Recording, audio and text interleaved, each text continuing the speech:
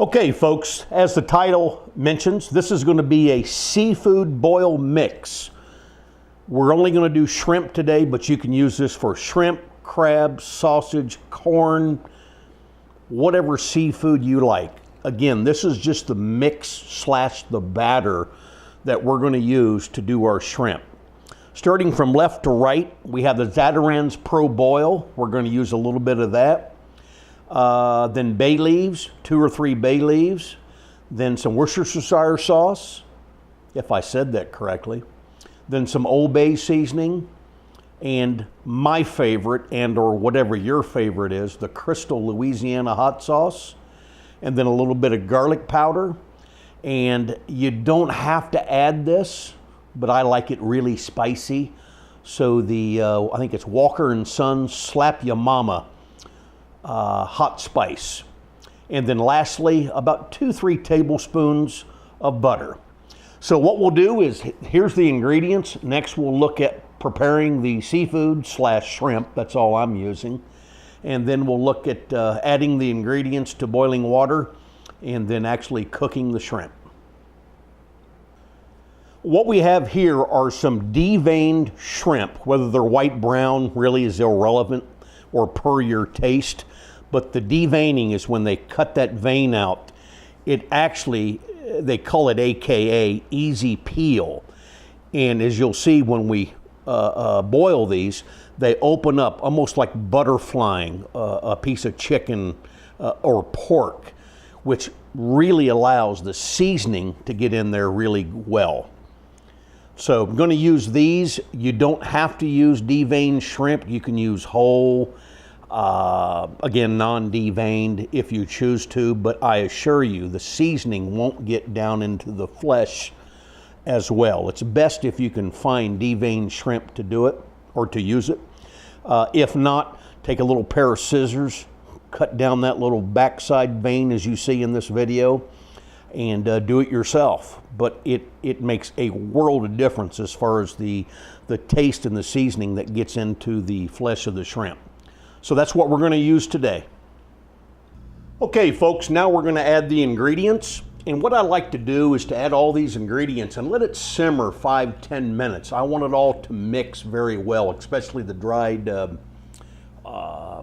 bay leaves. And then let it simmer, again, mix very, very well before we add our seafood. So first, the Pro Boil Zatarain's. I'm going to add probably a half a cup. It's all dependent upon how much seafood you have, how much water you have.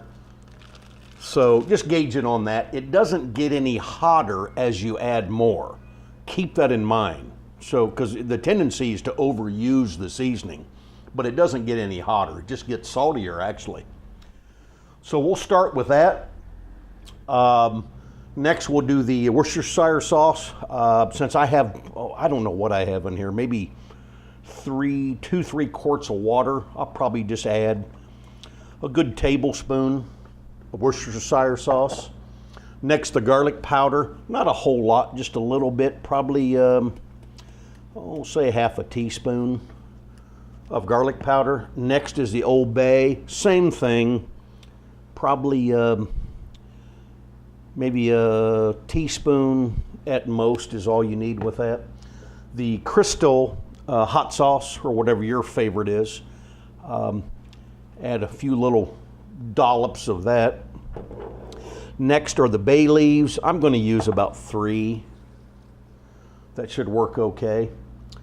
Then I'm going to, the Slap Ya Mama, the Walker and Sons, is very, very spicy. I'm going to use it. You can leave it out, especially if you don't like it hot, as it says here. I'm going to use a little bit of that. I like a little bit more of a kick. Put a little dash in that, probably a 1/4 teaspoon. Next, or lastly, is the about 2 tablespoons of butter. Real butter, not margarine. So what we're going to do, as I said, I'm going to bring that up to a simmer and let it go for about 5-10 minutes. And we'll be back when we add the seafood or the shrimp. Okay, folks, this has been simmering for about 10 minutes, and those bay leaves are just saturated as possibly can be. So I think it's time to go ahead and add the seafood, but do take the time to let this simmer for 5 or 10 minutes. It makes a world of difference when you add your seafood.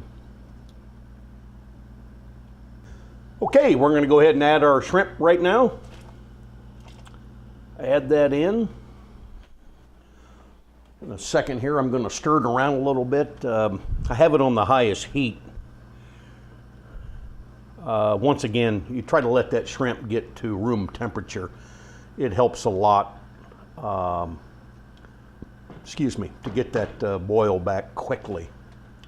Otherwise, it kind of smolders here for a little bit, but we'll be okay. We're probably going to cook this only 2 to 3 minutes. And by the end of that time, we definitely will have it boiling again. And that's all we'll need to do. Okay, it's been about two minutes now. The brew is boiling. The shrimp are done, that's for sure. So I'm going to go ahead and right on camera, go ahead and put this in a bowl, strain it, and I apologize for the 70s looking bowl, but by God, it still works. So we'll get that out of there. Again, all you need is 2 or 3 minutes with the shrimp. That's about it. And then I'm going to do something kind of unique, I believe. Look at that, how it butterflies. Just opens up and all that seasoning gets in there. It is wonderful. What I'm going to do, though, as you'll see, I'll go ahead and film it. I think that's all the shrimp. I'm going to turn this heat off and let it settle. And all that butter / seasoning will come to the top. And I'm going to skim that off and drizzle it over the shrimp. It's wonderful. Be right back. Hey folks, as I said, this is kind of simmered there, or not simmered, but cooled down a little bit. All the butter and seasoning and the goodness has floated to the top. So I'm going to skim this a little bit. Save it right here. A bit of this. Oh, this is so good, it'd make you sick. A little bit of that butter. Go right along the edge there, that'd be good. This is so good when you take the time to do this and then drizzle it. If I get the right part here, drizzle it over the shrimp. It's unbelievable flavoring. There's some good oil and goo. Perfect. Perfect. Let's just do one more little skim. I lied. 2 more. Let's do that. Sorry, being a little soft here because it's delicate. You can't just dive down in. You got to skim those little rascals off of there. Let's just go with that right there. And be right back. Okay, now I'm just going to drizzle that goodness all over those shrimp. And by the way, I probably got more seasoning than I did butter because they're freaking spicy. So do your own way how you like to do it. But there they are. An absolute wonderful tasting seafood base for any of your choice of seafood. And you can always take out spices that create more heat to satisfy your taste. Hope you enjoyed it, and please do a thumbs up below if you like it, and any constructive criticism would be much appreciated. Thanks for watching.